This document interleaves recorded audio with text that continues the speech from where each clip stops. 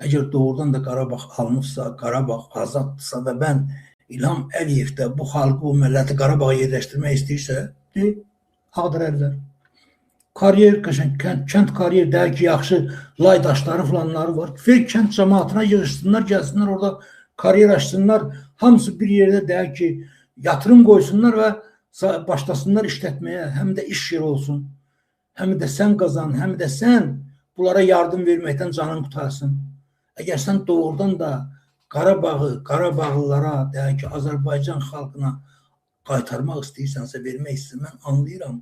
Biz bilirik ki, sənin İlham Əliyev buna ixtiyarın yoxdur. Ona görə ki, danışıq başqa cür olur. Yəni, bugün Azərbaycanda ümumiyyətlə Qarabağda və bütün Azərbaycanda baş verən hadisələr göstərir ki, 2003-cü ildə sən Azərbaycanda deyək ki, atanın qucağında prezident kimi yenidən deyək ki, təsdiq olunmağını hamımız bilirik ki, Ruslar təsdiq edirlər və sənin boynuna yeni planlar qoyurlar ki, sən nə etməlisən? Və sən də təbii məsələdir. Bunları yerinə yetirməkdə israrlısan, ona görə ki, sənin başqa yolun yoxdur. Sən sadəcə olaraq bunu danışa bilmirsən.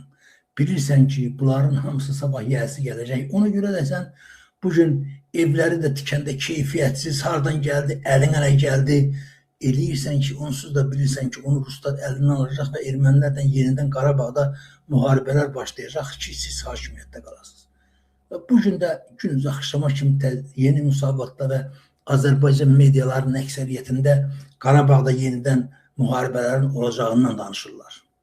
Təbii məsələdir. İnsanları psixoloji cəhətdən hazırlayırlar ki, yəni hər şeyə hazır olmaq lazımdır. Yəni bunun başqa çıxış yolu yoxdur. Hər bir kənd, hər bir deyək ki, el, hər bir oba insanları bu şəkildə yığılmalıdırlar.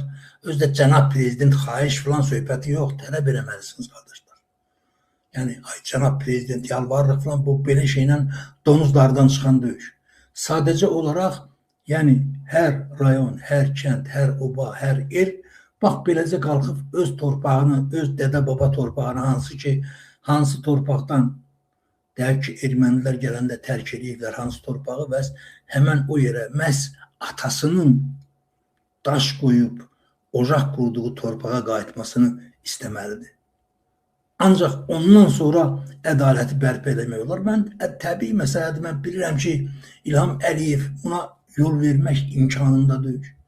Amma biz bu nöqtədə israrlı olmalıyıq dostlar. İlham Əliyevin deyək ki, bir prezident kimi, bir ləyaqətsiz adam kimi hakimiyyətdən getməsi üçün bundan yaxşı və bundan gözəl fürsət ola bilməz. Başqa variantımız yoxdur. Hər birimiz el, oba ayağa qalxıb tələb eləməliyik. Yəni, mən yenə bəyək dostlar, çox adamlar yox idi. Mən bir də həmən o gəncin sualını verirəm, qulaq asın. Əziz soydaşlar, sizə sadəcə olaraq qısa və konkret bir sualım var. Siz Qarabağın işğaldan azad olunmasını hiss edirsinizmi? Hesab edirsinizmi ki, Qarabağ işğaldan azad olunubdur?